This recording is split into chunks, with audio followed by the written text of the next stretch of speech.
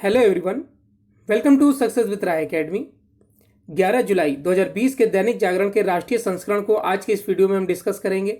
उन सभी प्रमुख हेडलाइंस को लिया जाएगा जो आज के न्यूज़पेपर की मुख्य समाचार बने हुए हैं और इसमें सभी पेजों को कवर किया जाएगा। National, international, business, sports, editorial.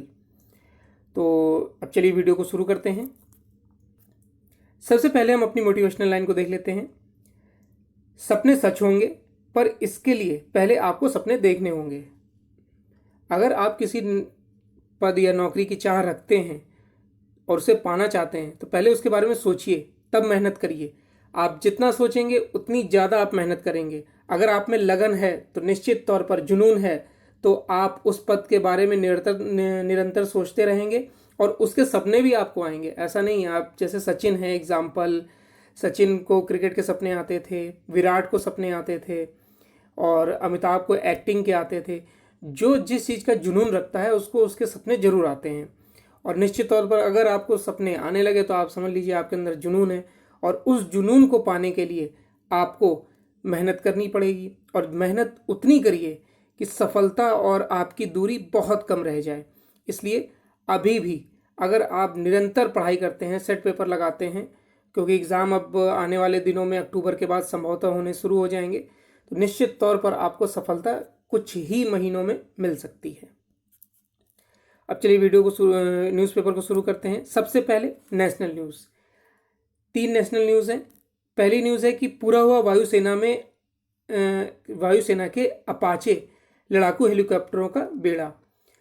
LAC पर चीन के खिलाफ मोर्चाबंदी को मजबूती दे रहा है ये अपाचे। दूसरी न्यूज़ है कि प्रधानमंत्री ने राष्ट्र को समर्पित किया एशिया का सबसे बड़ा सौर ऊर्जा परियोजना। मध्य प्रदेश के रीवा में स्थापित किया गया है ये, और कितने किलोवाट का है ये सब हम इसमें देखेंगे। और तीसरी न्यूज़ है कि एक दिन में 2.93 लाख लोगों का टेस्ट किया गया है, कोरोना टेस्ट किया गया है, जिसमें 1.10 करोड़ सैंपल लिए गए हैं। पहली न्यूज़ से शुरू करते हैं। पूरा हुआ वायुसेना के अपाचे लड़ाकू हेलीकॉप्टरों का बेड़ा। पूर्वी लद्दाख में एलएसी पर भारत चीन में जारी सैन्य तनाव के बीच भारतीय वायुसेना को बोइंग से हुए करार के तहत 5 बचे हुए अपाचे अटैक हेलीकॉप्टर मिल गए हैं। इसी के साथ वायुसेना के बेड़े में अब दुनिया में अपनी श्रेणी के सबसे मारक 22 अपाचे हेलीकॉप्टर ऑपरेशन के लिए पूरी तरह तैयार हैं। चीन से मुकाबले के लिए एलएसी पर अपाचे के साथ हाल ही में हासिल किए गए चिनूक हेलीकॉप्टरों को तैनात किया गया है। भारतीय वायुसेना के लिए खरीदे गए 22 हेलीकॉप्टरों में से खरीदारी 5 को पिछले महीने बोइंग ने हिडन एयर बेस पर आईएएफ को सौंप दिया था, यानी इंडियन एयरफोर्स को। अमेरिकी कंपनी बोइंग ने शुक्रवार को बयान जारी कर करार के अनुरूप वायुसेना को सभी 22 अपाचे हेलीकॉप्टरों की आपूर्ति पूरी करने की बात कही है। 17 अपाचे हेलीकॉप्टर वायुसेना को पहले सौंपे जा चुके हैं। इस तरह बोइंग ने वायुसेना के लिए 22 अपाचे और 15 चिनूक समेत 37 हेलीकॉप्टर मुहैया कराने का करार पूरा कर दिया है। एंटी टैंक मिसाइल से लैस बेहतरीन लड़ाकू हेलीकॉप्टरों में शुमार अपाचे पहाड़ी घाटियों में दुश्मन पर धावा बोलने के लिए बेहद कारगर माना जाता है। इसलिए एलएसी पर चीन के साथ मौजूदा तनाव को देखते हुए इसे विशेष रूप से पूर्वी लद्दाख के अग्रिम मोर्चे पर तैनात किया गया है। नेक्स्ट न्यूज़ है कि प्रधानमंत्री ने राष्ट्र को समर्पित की एशिया की सबसे बड़ी सौर ऊर्जा परियोजना। प्रधानमंत्री नरेंद्र मोदी ने एशिया की सबसे बड़ी सौर ऊर्जा परियोजना शुक्रवार को राष्ट्र को समर्पित कर दी। 750 मेगावाट की यह विशाल परियोजना मध्य प्रदेश के रीवा में स्थित है। इस परियोजना से दिल्ली मेट्रो सहित रीवा और उसके आसपास के समूचे क्षेत्र को बिजली की आपूर्ति की जाएगी। क्लीन एनर्जी की बात करते हुए प्रधानमंत्री ने सोलर पैनल, बैटरी और दूसरे संयंत्र भारत में ही बनाने को प्रोत्साहित किया है। मोदी ने कहा कि सौर ऊर्जा श्योर, प्योर और सिक्योर है। इस क्षेत्र में भारत की अनुकरणीय प्रगति दुनिया के लिए दिलचस्पी की एक बड़ी वजह होगी। उन्होंने कहा कि ऐसे कदमों के कारण भारत को स्वच्छ ऊर्जा का सबसे आकर्षक बाजार माना जा रहा है। प्रधानमंत्री ने कहा कि अंतर्राष्ट्रीय सौर गठबंधन को सौर ऊर्जा के मामले में पूरी दुनिया को एकजुट करने के मकसद से शुरू किया गया था। उन्होंने कहा कि इसके पीछे one world one sun one grid की भावना थी। प्रधानमंत्री ने कहा कि आत्मनिर्भर भारत अभियान के तहत अब देश का लक्ष्य है कि सोलर पैनल सहित तमाम उपकरणों के लिए हम आयात पर अपनी निर्भरता को कम करें। प्रधानमंत्री ने कहा कि भारत फोटोवोल्टेज सेल, बैटरीज, स्टोरेज जैसे सौर संयंत्रों के लिए आवश्यक विभिन्न हार्डवेयर के आयात पर अपनी निर्भरता को कम करने पर ध्यान केंद्रित कर रहा है। इस दिशा में काम तेजी से आगे बढ़ रहा है। प्रधानमंत्री ने इस अवसर पर कहा कि मौजूदा दशक में रीवा परियोजना पूरे क्षेत्र को स्वच्छ और सुरक्षित ऊर्जा के बड़े केंद्र में के रूप में बदल देगी। नेक्स्ट न्यूज पर आते हैं कि एक दिन में 2.93 लाख जांच, अब तक 1.10 करोड़ सैंपल का टेस्ट।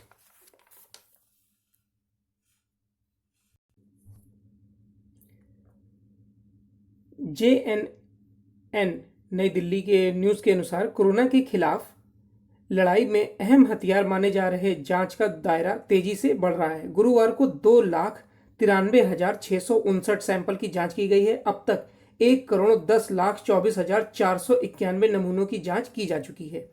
इसमें करीब 8 लाख लोग संक्रमित पाए गए हैं और 21,000 से अधिक मरीजों की जान भी जा चुकी है।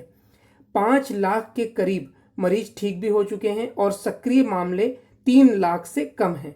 केंद्रीय स्वास्थ्य मंत्रालय ने उक्त जानकारी दी है। मंत्रालय की तरफ से शुक्रवार सुबह 8 बजे जारी आंकड़ों के मुताबिक पिछले 24 घंटे के दौरान रिकॉर्ड 26,506 नए मामले सामने आए हैं और संक्रमितों का आंकड़ा बढ़कर 7,93,802 हो गया है। इस दौरान 475 लोगों की मौत हो गई है और मृतकों की कुल संख्या 21,604 हो गई है। 4,95,512 मरीज पूरी तरह से ठीक भी हो चुके हैं। महाराष्ट्र में रिकॉर्ड 7,862 नए मामले सामने आए हैं। अब नेक्स्ट पेज पर आते हैं। नेक्स्ट पेज है हमारा इंटरनेशनल पेज। इंटरनेशनल पेज में हमारे लिए 3 इंपॉर्टेंट न्यूज़ है। पहली न्यूज़ है कि फिलहाल बाढ़ ने बचाई, यहाँ पर ओली होगा, नेपाल के प्रधानमंत्री हैं, कि कुर्सी फिर टल गई बैठक। दूसरी न्यूज़ है कि भारतीय सेना ने जीता पर्यावरण संरक्षण का अवार्ड और महामारी के नए केंद्र बन रहे हैं कैलिफोर्निया, फ्लोरिडा और टेक्सास। तो पहली न्यूज़ से शुरू करते हैं कि फिलहाल बाढ़ ने बचाई ओली की कुर्सी, फिर टल गई बैठक। नेपाल में आई बाढ़ ने प्रधानमंत्री केपी शर्मा ओली की कुर्सी बचा ली है। ओली का राजनीतिक भविष्य तय करने के लिए बुलाई गई बैठक इसी बहाने हफ्ते भर के लिए टाल दी गई है। भारत विरोधी टिप्पणियों और मनमानी कार्यप्रणाली के चलते ओली को काफी समय से अपने पद पर छोड़ने की मांग की जा रही है। सत्ताधारी नेशनल कम्युनिस्ट पार्टी की स्थायी समिति की बैठक शुक्रवार को प्रस्तावित थी। पार्टी प्रवक्ता नारायण काजी श्रेष्ठ ने बताया कि कई हिस्सों में भारी बारिश के चलते भूस्खलन और बाढ़ ने तबाही मचा दी है। इसके चलते पार्टी राहत और बचाव अभियानों में जुट गई है ताकि जान माल का नुकसान कम से कम हो। इसी कारण बैठक स्थगित करनी पड़ी है। सत्ता में साझेदारी के मुद्दे पर एनसीपी 2 गुटों में बढ़ चुकी है। पुष्प कमल दहल प्रचंड समेत पार्टी के कई नेता ओली के पीएम व पार्टी अध्यक्ष का पद भी छोड़ने की मांग कर रहे हैं। नेक्स्ट है कि भारतीय सेना ने जीता पर्यावरण संरक्षण का अवार्ड। यूएन शांति मिशन के तहत लेबनान में तैनात भारतीय सेना ने पर्यावरण संरक्षण में उल्लेखनीय योगदान के लिए प्रथम पुरस्कार जीता है। इसकी घोषणा लेबनान में संयुक्त राष्ट्र अंतरिम बल के प्रमुख मेजर जनरल स्टेफनो डे कोल ने की है। भारतीय जवानों ने यूएन मिशन के दौरान पर्यावरण की बेहतरी के लिए पौधारोपण से लेकर कूड़ा फैलाने पर सख्ती, प्लास्टिक रिसाइकलिंग और ग्रीन हाउस निर्माण जैसे अनेक अहम कार्यों को बखूबी अंजाम दिया है। नेक्स्ट न्यूज़ है कि महामारी के नए केंद्र बन रहे हैं कैलिफोर्निया, फ्लोरिडा और टेक्सास। कोरोना वायरस की मार से बेहाल अमेरिका में महामारी निरंतर बढ़ती जा रही है। लगातार दूसरे दिन 60,000 से ज़्यादा नए मामले सामने आए हैं। अमेरिका में कोरोना से मरने वालों की संख्या में गिरावट के बाद फिर उछाल देखी जा रही है। लगातार तीसरे दिन यह बढ़त देखने को मिली है, जबकि कैलिफोर्निया, फ्लोरिडा और टेक्सास महामारी के नए केंद्र बनते जा रहे हैं। इन तीनों ही प्रांतों में हाल के दिनों में कोरोना के नए मरीजों में तेज गति से बढ़ोतरी दर्ज की जा रही है। समाचार एजेंसी रॉयटर के डाटा के अनुसार अमेरिका में गुरुवार को 60,565 नए संक्रमित पाए गए हैं। एक दिन में नए मामलों का यह नया रिकॉर्ड है। इस अवधि में लगातार तीसरे 800 से ज्यादा पीड़ितों की मौत हुई है। बुधवार को भी 60,020 नए मामलों की पुष्टि की गई है। अमेरिका में अब तक कुल 32,22,000 से ज्यादा लोग संक्रमित पाए जा चुके हैं, जिनमें से 14,26,000 उबर गए हैं, जबकि 16,60,000 सक्रिय मामले हैं। 1,35,000 लोगों ने दम भी तोड़ दिया है। तो ये इंटरनेशनल पेज की न्यूज़ थी। अब नेक्स्ट पेज पर आते हैं। नेक्स्ट पेज है हमारा बिजनेस पेज। बिजनेस पेज में हमारे लिए दो इंपॉर्टेंट न्यूज़ हैं।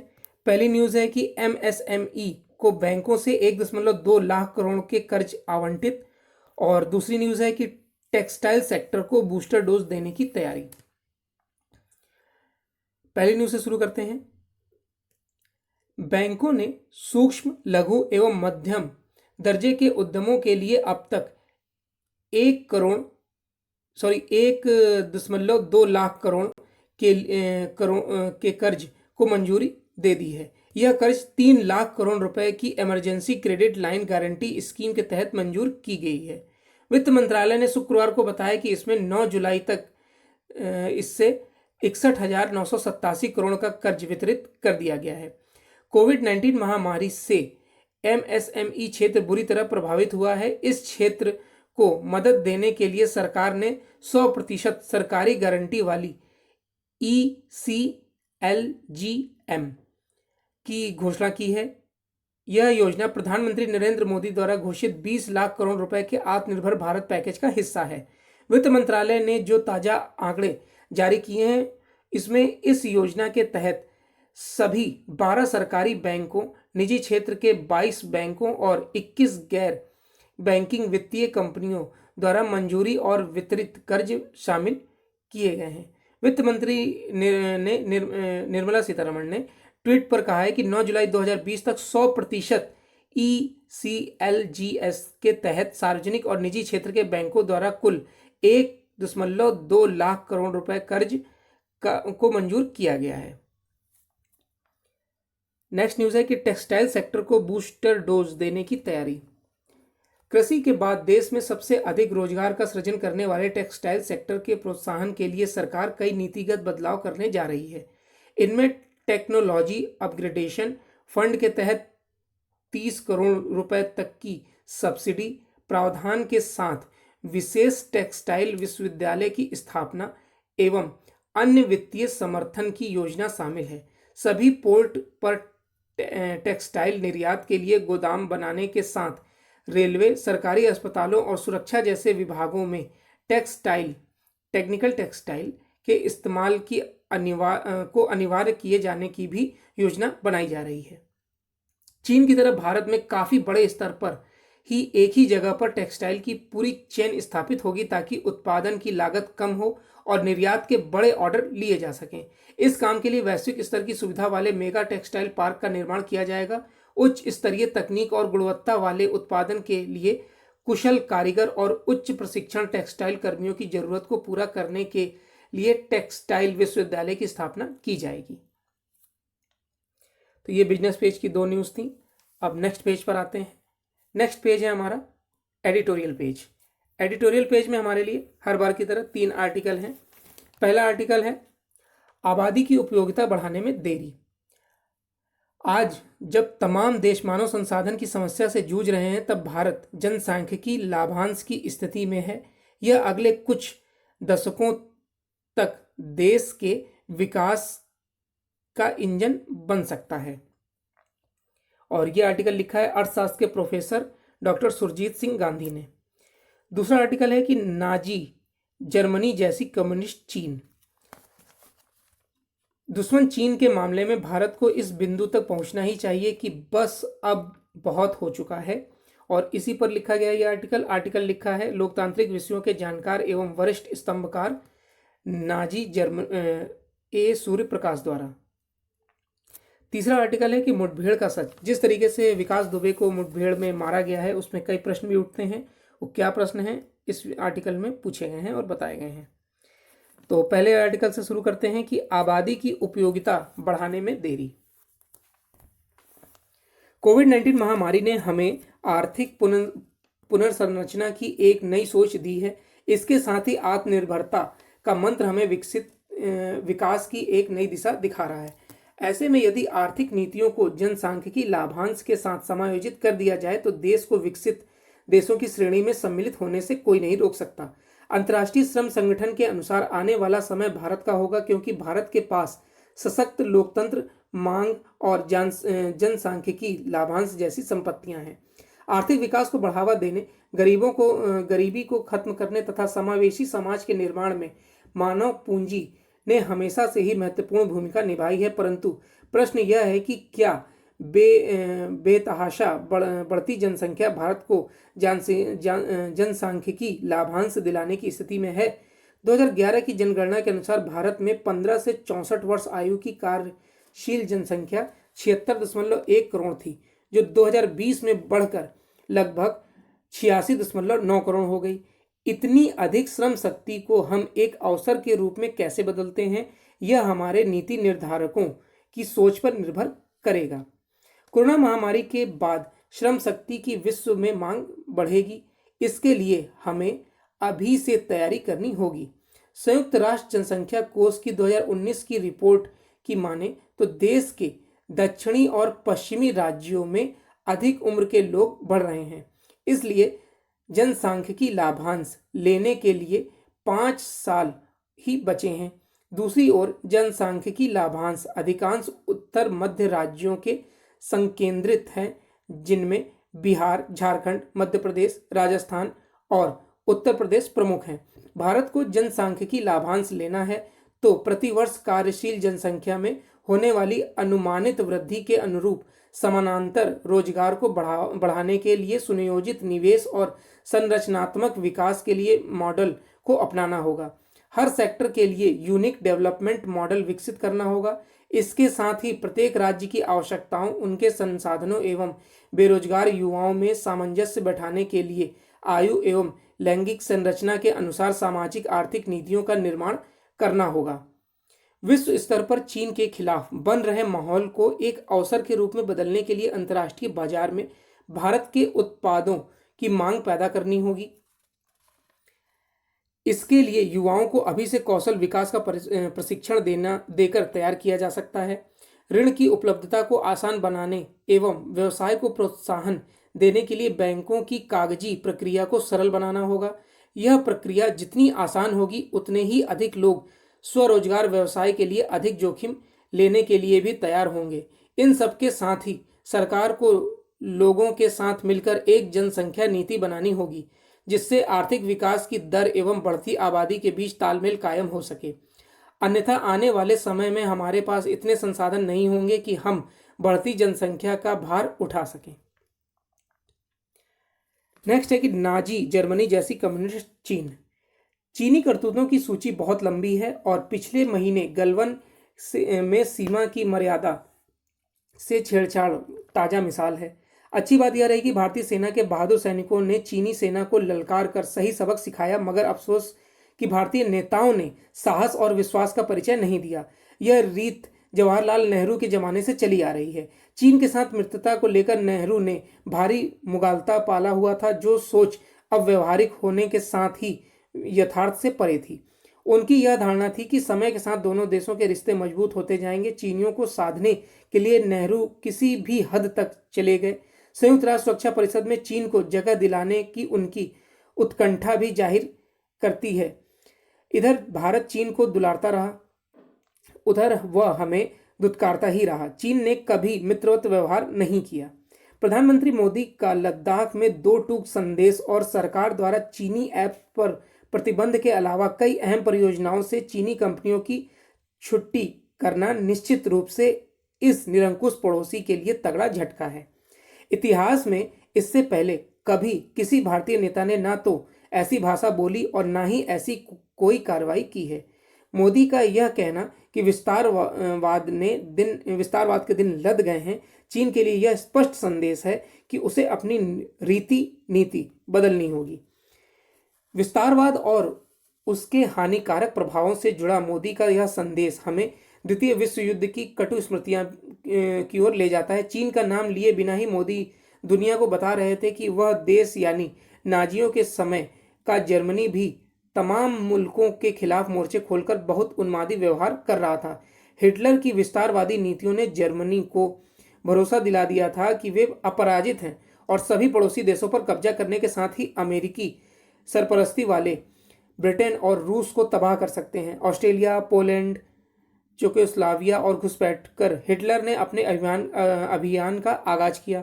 फिर उसने नॉर्वे, डेनमार्क, बेल्जियम, यूगोस्लाविया और ग्रीस के बाद लग्जमबर्ग और नीदरलैंड को हड़प लिया। जब उसने फ्रांस और फिर रूस में घुसपैठ की तो उसे अपमानित होकर मुंह की खानी पड़ी। दरअसल भारतीय सैनिकों ने गलवान में चीनी दुस्साहस का जिस तरह मुंहतोड़ जवाब दिया, उससे चीन को बड़ा झटका लगा। चीन ने आज तक चुप्पी साधी हुई है। गलवान में उसके कितने सैनिक हताहत हुए, यह उस देश की आंतरिक शक्ति ही पोल खोलता है, जो दर्जनों अन्य देशों को तंग किए हुए है। प्रत्येक राष्ट्र के जीवन के एक पड़ाव है, यानी कि महत्वपूर्ण पड़ाव है, जब उसे लोगों के लिए बस अब बहुत हो चुका कहना पड़ता है। चीन के मामले में भारत उस बिंदु तक पहुंच चुका है। नेक्स्ट है मुठभेड़ का सच।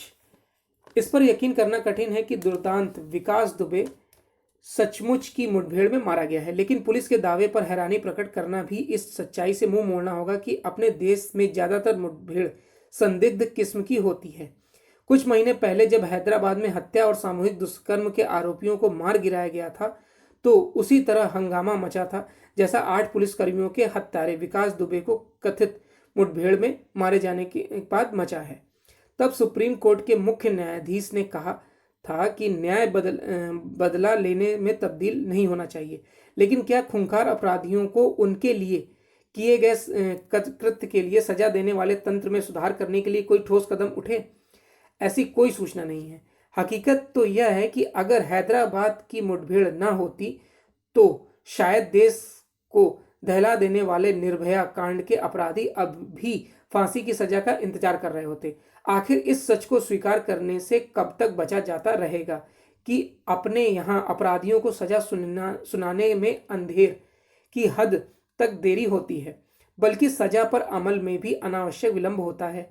इसी तरह पता नहीं क्यों इस सच की भी खूब अनदेखी होती रही है कि हमारी आपराधिक न्याय प्रणाली इतनी नकारा है कि ज्यादातर अपराधी छूट जाते हैं। तो ये एडिटोरियल पेज के 3 आर्टिकल थे। अब नेक्स्ट पेज पर आते हैं। नेक्स्ट पेज है हमारा स्पोर्ट्स पेज। स्पोर्ट्स पेज में हमारे लिए एक न्यूज़ है कि विंबलडन रद्द होने के बावजूद खिलाड़ियों को मिलेगी राशि। कोरोना के कारण रद्द होने के बावजूद विंबलडन 620 खिलाड़ियों को पुरस्कृत राशि के रूप में 12.60 मिलियन अमेरिकी डॉलर करीब 95 करोड़ रुपए आवंटित करेगा। ऑल इंग्लैंड क्लब ने शुक्रवार को इसकी घोषणा की है। बीमा कंपनी ने के सलाह के बाद क्लब के अधिकारियों ने कहा कि मुख्य ड्रॉ में भाग लेने वाले 256 में से प्रत्येक खिलाड़ी 31,000 अमेरिकी डॉलर करीब 24 लाख रुपए की राशि दी जाएगी। जो 224 खिलाड़ी क्वालिफाइंग में भाग लेते हैं उनके प्रत्येक को 15,600 अमेरिकी डॉलर यानी करीब 12 लाख की राशि दी जाएगी। तो ये आज का 11 जुलाई 2020 का दैनिक जागरण का राष्ट्रीय संस्करण था। और आपको कमेंट बॉक्स में ये बताना है कि 11 जुलाई को कौन सा दिवस मनाया जाता है। अगर वीडियो अच्छा लगा हो तो लाइक और शेयर कर दीजिएगा। वीडियो देखने के लिए धन्यवाद।